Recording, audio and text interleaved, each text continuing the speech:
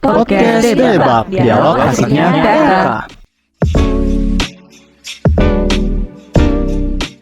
Halo Sobat Debak, selamat datang kembali di episode terbaru Podcast Debak, dialog asiknya BAK. Kira-kira gimana nih kabar dari Sobat Debak sekalian? Semoga lagi aman-aman dan sehat-sehat aja ya semuanya. Oke, saat podcast ini diupload, mungkin ada nih beberapa dari Sobat Debak yang belum lama ini menjadi maba. Atau ada juga Sobat Debak yang baru aja naik semester dan ketemu sama dosen-dosen killer. Waduh, tapi gak apa-apa deh Sobat Debak. Apapun kegiatan yang sedang kalian jalani, tetap semangat ya semuanya. Nah, apabila Sobat-Sobat Debak di sini adalah seorang mahasiswa, calon mahasiswa, ataupun audit entusias yang ingin mendapatkan informasi atau pemahaman terkait audit secara lebih mendalam, maka keputusan kalian udah tepat banget nih untuk mendengarkan podcast Debak ini. Karena pembahasan kita kali ini nggak jauh-jauh dari audit, yaitu finding out the key difference between audit and assurance. Gimana? Kalau Sobat Debak penasaran, gas dengerin sampai habis ya. Baik, sebelum lanjut, kenalin, aku Tegar Anata Yuda, merupakan staf media dari Direktorat Komunikasi dan Informasi BAK FEB Undip periode 2023, yang di sini akan menjadi podcaster pada podcast Debak episode ke-8 ini. Nah, tapi di sini tentunya aku nggak sendirian nih, karena aku ditemani oleh bintang tamu kita yang amat sangat keren. Oke, langsung aja kita persilakan bintang tamu kita kali ini, yaitu Kak Abbas. Halo Kak Abbas, gimana nih kabarnya Kak? Halo Tegar, alhamdulillah kabar baik. Gimana kabar kamu Tegar? Alhamdulillah, kabar aku juga baik-baik aja nih Kak. Oh iya, karena tadi di awal aku udah perkenalan, rasanya kurang abdol nih kalau dari Kak Abbas belum perkenalan juga. Kalau gitu boleh nih Kak, untuk memperkenalkan diri kakak terlebih dahulu ke sobat-sobat Debak di rumah. Halo teman-teman Debak, namaku Abbas. Aku dulu pernah jabat jadi junior auditor sama supervisor di BAK. Kalau juniornya pada tahun 2020, terus seniornya pada tahun 2021 bareng sama Faisal sama Rifka. Dan sekarang alhamdulillah menjadi Assurance Associate di PwC Indonesia. Oke, gimana nih, mantep banget kan sobat-sobat Debak? Jadi tuh Kak Abbas ini pernah menjabat sebagai supervisor di BAK untuk periode 2020 sampai dengan 2021. Dan sekarang beliau bekerja sebagai Assurance Associate di PwC nih. Baik, Sobat Debak makin penasaran gak sih sama perjalanan karir dari Kak Abbas ini?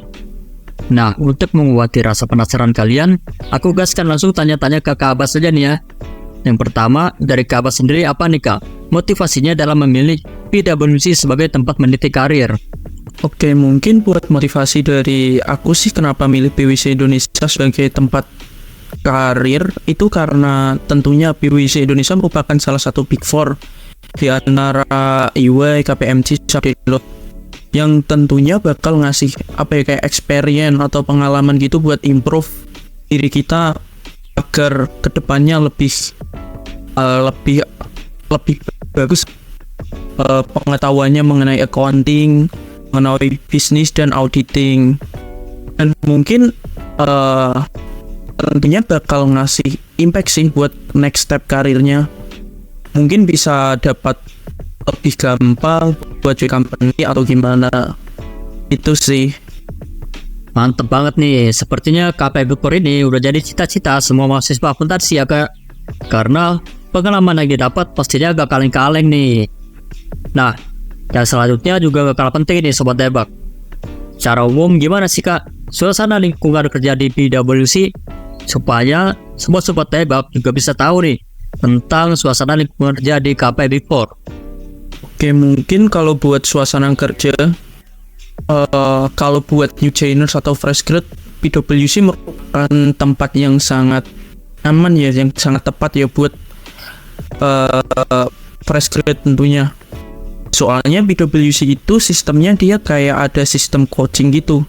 Jadi kayak new joiners gitu bisa diajarin dulu sebelum terjun ke lapangan. Terus buat sistem kerjanya juga PwC itu nerapin kayak agile working. Jadi kalian bebas nih nentuin mau kerja dari rumah, dari kantor atau dari klien, tapi tetap ini ya tetap based on business matter ya.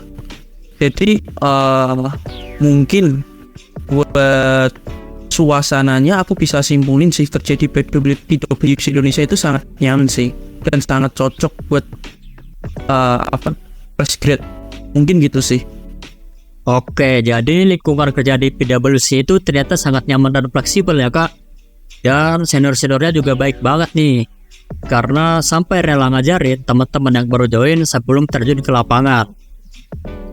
Nah, karena bahasanya nyambung, kira-kira boleh diceritain Kak Dika, waktu masa awal-awal Kak Abbas bekerja di PwC itu, gimana sih Kak cara Kakak untuk beradaptasi di lingkungan kerjanya? Karena kan Kak Abbas waktu itu juga baru aja lulus dari Undip ya Kak. Jadi kira-kira selama masa peralihan itu susah gak sih Kak? Oke, mungkin kalau buat masa peralihan dari kuliah ke dunia kerja susah gampang sih ya. Soalnya dulu sebelum aku join PwC Indonesia itu aku pernah ikut internship. Jadi mungkin proses adaptasinya agak lebih soft kali ya. Jadi kayak dari yang pas waktu kuliah itu kita punya waktu yang sangat fleksibel, bebas mau ngatur ya buat aja, terus tiba-tiba harus pindah ke dunia kerja yang waktunya udah ditentuin kayak 8 jam harus kerja. Tapi ya itu sih untungnya dulu pernah ikut internship, terus seniornya juga di PwC itu sangat ngebantu kayak mau ngajarin gitu-gitu. Jadi kayak secara tidak langsung mereka juga ini sih ngaruh banget ke cara adaptasiku dari dunia perkuliahan ke dunia kerja. Siap Kak. Nah Sobat Daebak, jadi proses adaptasinya itu ternyata susah-susah gampang ya. Tapi kayak dibilang Kak Abbas tadi, karena dari senior Kak Abbas ini sangat suportif, terus juga karena Kak Abbas pernah ikut internship selama kuliah, proses adaptasinya pun jadi lebih soft nih. Terus aku juga penasaran sama hal yang satu ini nih Kak.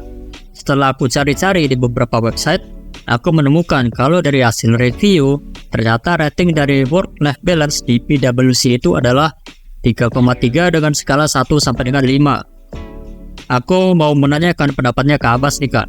Menurut Kak Abbas, rating tersebut betul-betul menggambarkan work-life balance sesungguhnya nggak nih Kak, selama Kak Abbas bekerja di PwC? Oke, kalau nyinggung work-life balance sih, mungkin PwC work-life balance-nya lebih bagus ya dibanding KAP Big Four lainnya. Cuma ya tetap ada peak season sih. Kalau peak season juga sama aja kayak Big Four lainnya, ada lembur-lemburan, terus ada pressure-nya juga tinggi kalau pas peak season. Terus mungkin PwC juga sama KAP lainnya ya, kayak ada outing, terus ada main games bareng gitu. Kalau bahas work-life balance sih sebenarnya tergantung orangnya juga sih. Kalau orangnya pinter ngatur waktu, pinter ngatur workload kerjaan, pasti tetap bisa kecapek sih work-life balance-nya.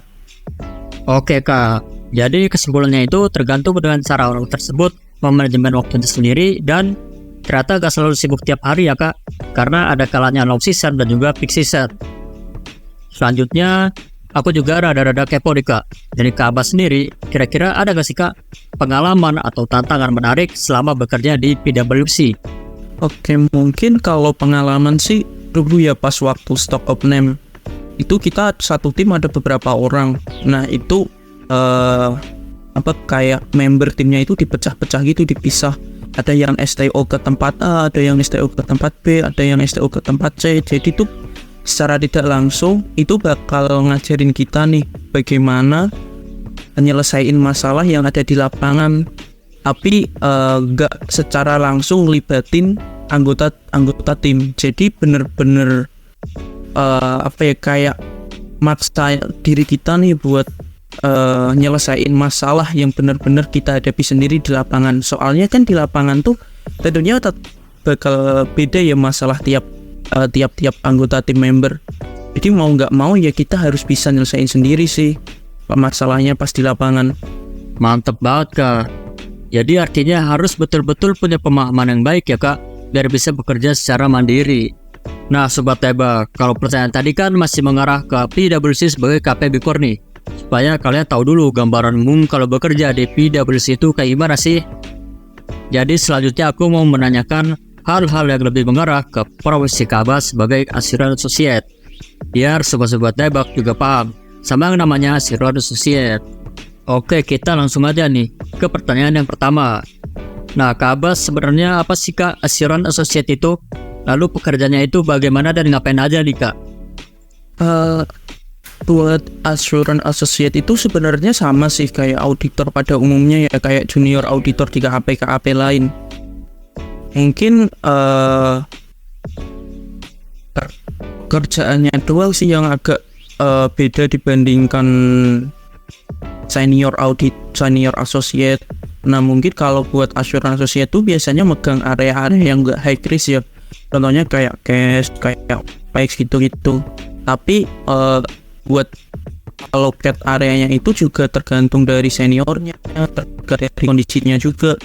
Misal kondisi timnya cuma 2 orang, ya bisa juga Assurance Associate-nya itu disuruh megang area-area high risk kayak revenue, terus kayak payroll gitu-gitu sih. Balik lagi ke bagaimana kondisi tim auditnya sama bagaimana allocate dari seniornya itu. Baik Kak, berarti kurang lebih Assurance Associate itu sama kayak auditor nih Sobat Tebak.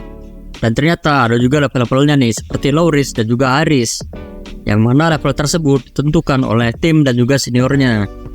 Nah, terus nih Kak, setelah mendengar pembahasan kita dari tadi, mungkin ada nih Sobat Tebak yang mulai tergerak hatinya untuk menjadi seorang Assurance Associate seperti Kakak. Jadi kira-kira boleh di-spill nggak nih Kak? Buat menjadi Assurance Associate itu kira-kira ada gak Kak syarat-syarat yang perlu dipenuhi agar Sobat Tebak bisa nyicil dari sekarang nih?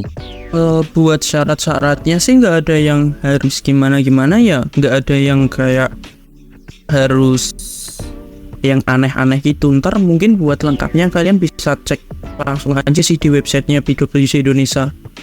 Terus mungkin syarat-syaratnya itu nggak jauh beda kayak KAP lain atau company lain yang harus lulusan akuntansi, terus minimal IPK mungkin 3 gitu-gitu sih. Ntar kalian boleh cek di websitenya PwC Indonesia. Oke, berarti Sobat Tebak bisa langsung nih cek websitenya PwC Indonesia. Lalu tadi kan juga dibilang ya harus lulusan akuntansi dan minimal IPK 3. Berarti ini udah cocok banget nih buat Sobat Tebak yang lagi mau atau udah ngambil prodi akuntansi. Terus untuk yang udah jadi mahasiswa bisa nih diperbagus dan dipertahankan IPK-nya. Oh ya Kak, kebetulan banget kan aku baru selesai dari semester 4 nih Kak. Nah, waktu itu di mata kuliah audit dan asuransi 1, dosenku sempat menyinggung tentang kode etik profesi akuntansi publik terbitan IAI. Yang ingin aku tanyakan kira-kira untuk Sobat Tebak perlu gak nih Kak menghafal hal tersebut? Oh, oke. Sebenarnya buat menghafal tuh nggak perlu sih ya. Mungkin kalian cuma perlu memahami doang kayak intinya tuh apa, terus basic poinnya tuh apa. Karena emang kalau auditor tuh sifat belajarnya learning by doing. Jadi kayak misal kalian hafalin pun kadang nggak applicable gitu ke kliennya. Soalnya emang kerjanya tuh lihat banget kondisi di lapangannya mana, terus kira-kira standar apa sih yang cocok sama company ini kalau kliennya kayak gini. Jadi tetap balik lagi ke kondisi di lapangannya gimana sih. Terus mungkin buat kode etik terus aturan-aturan gitu kalian nggak usah lah buat ngapalin. Tapi kalau kalian prefer sendiri buat ngapalin sih ya nggak masalah juga sih. Itu balik lagi ke kalian enaknya gimana. Mantep banget Kak. Berarti bukan dihafalin ya Kak, tapi lebih ke dipahami. Karena nanti Sobat Tebak bakal ngerti lebih banyak dari melakukan pekerjaannya secara langsung. Tapi seperti yang sudah dibilang Kak Abbas tadi, kalau mungkin metode belajar kalian itu menghafal, boleh banget nih langsung dibaca-baca kode etik dan PSHK-nya. Nah, ngomong-ngomong barusan kan udah terdengar nih Kak kata-kata audit dan asuransi. Yang ingin aku tanyakan di sini adalah Antara audit dan asuransi itu kira-kira berbeda nggak nih Kak? Kalau iya, apa aja sih Kak perbedaan dasarnya? Mungkin buat audit dan asuran itu sebenarnya nggak beda ya, karena sama-sama ngasih assessment. Itu mungkin kayak bedanya itu secara hierarki. Assurance itu lebih luas, terus audit itu bagian dari assurance, salah satunya gitu. Assurance itu mungkin ada beberapa contohnya sih, kayak risk assurance, terus IT assurance gitu-gitu. Jadi kalau disinggung bedanya secara praktisnya sih nggak begitu ada bedanya ya. Mungkin secara hierarki emang beda, kayak assurance itu luasnya lebih luas dibanding audit. Terus buat audit itu kayak salah satu bentuk dari assurance itu sendiri. Itu sih. Oke, jadi gitu Sobat Tebak. Yang membedakan antara audit dan asuransi itu adalah hierarki atau tingkatannya. Dan ternyata audit itu merupakan salah satu bagian dari assurance nih. Terus nih Kak, karena topiknya masih seputar perbedaan-perbedaan, aku juga mau nanya nih Kak, kira-kira hal apa aja sih yang membedakan antara jasa assurance dan juga jasa non-assurance? Buat jasa assurance itu jasa yang intinya KAP atau auditor atau KAP lah ya. KAP itu ngasih kayak statement atau assessment ke sebuah klien atau sebuah kayak informasi keuangan gitu. Nah, itu sebenarnya kalian bisa lihat nih, kayak dalam audit kan ada tuh ngeluarin opini. Nah, opini itu merupakan kayak statement gitu dari KAP itu kalau informasi keuangan dari company itu tuh udah bener gitu, udah sesuai sama PSAK gitu. Nah, terus buat yang non assurance itu contohnya itu kayak consulting, kayak pajak, yang intinya dia itu ngebantu nih company biar kayak X-nya, terus keputusan bisnisnya itu bener dan nggak ngerugiin company itu sendiri. Jadi kalau yang assurance itu dia kayak lebih ke mastiin nih informasi yang disajiin sama company itu udah bener, udah applicable dan tidak ada fraud itu. Sedangkan kalau buat yang non-assurance itu lebih ke jasa consulting gitu, yang bakal ngaruh ke keputusan bisnisnya si company itu sendiri. Siap Kak, berarti secara singkat dalam jasa assurance itu tetap memberikan opini-opini seperti wajar tanpa pengecualian dan lain sebagainya. Sedangkan untuk non-assurance hanya memberikan konsultasi aja nih Sobat Tebak.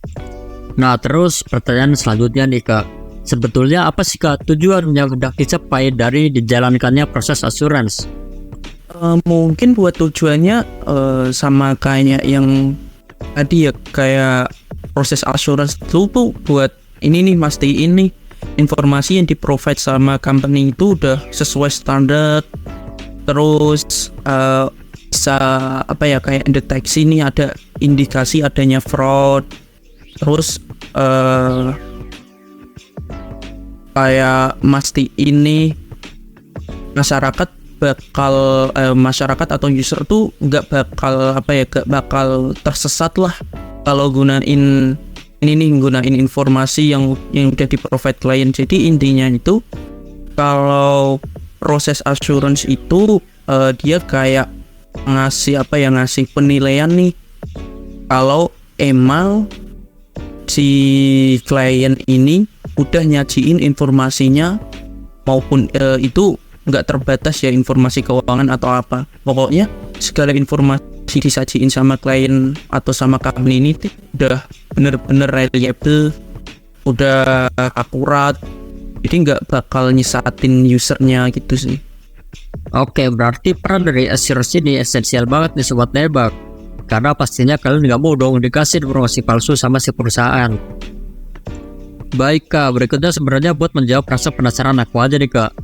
Kalian bekerja sebagai assurance associate itu kira-kira gimana sih Kak prosedur kerjanya?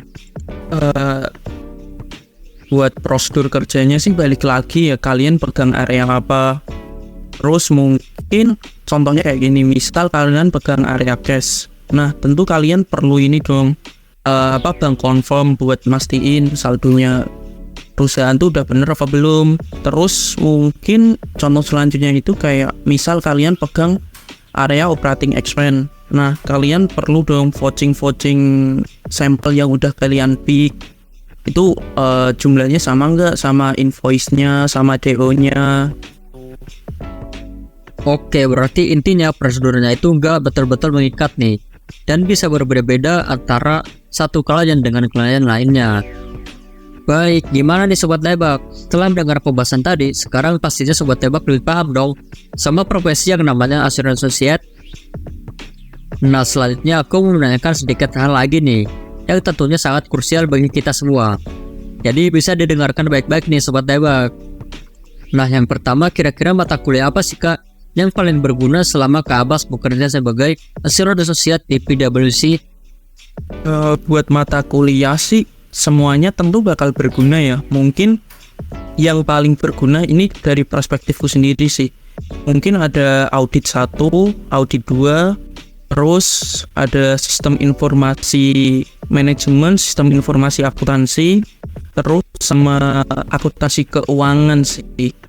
Itu yang paling berguna dan paling ngaruh kita mulai kerja jadi Assurance Associate. Oke, berarti secara umum itu semua mata kuliah ya Kak.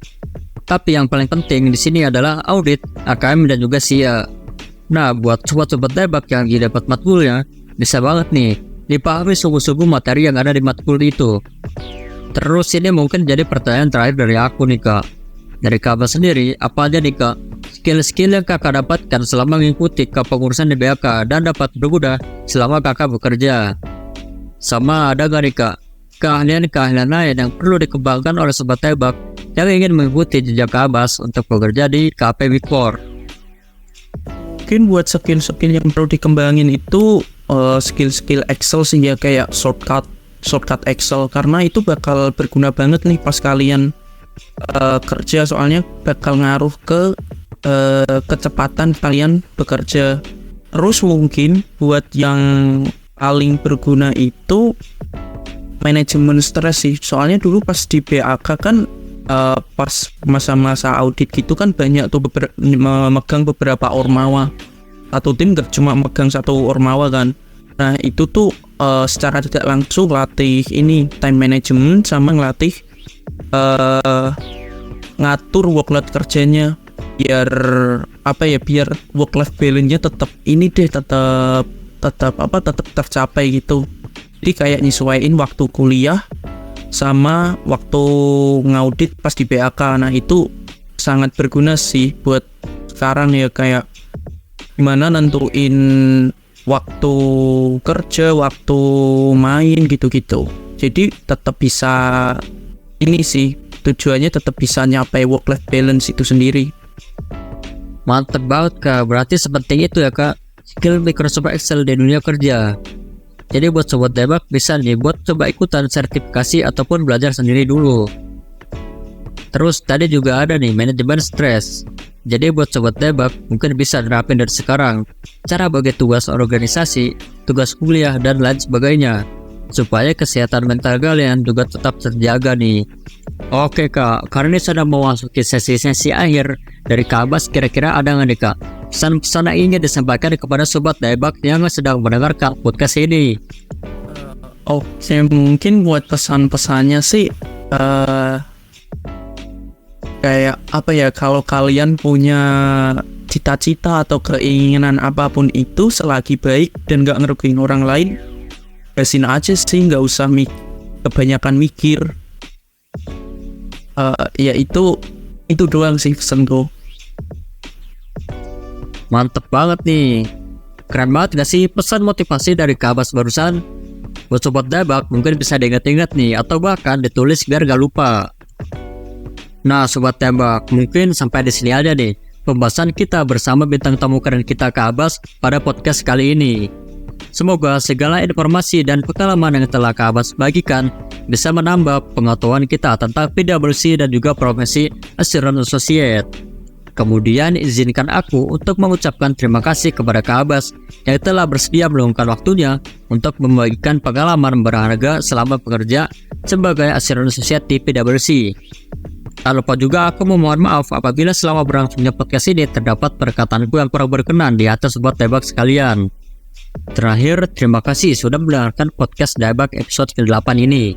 Aku, Tegar Anantayuda selaku podcaster pada podcast Daebak episode kali ini, mohon pamit undur diri dan sampai jumpa di podcast Daebak episode selanjutnya. BK FEB Undip, upgrade our quality.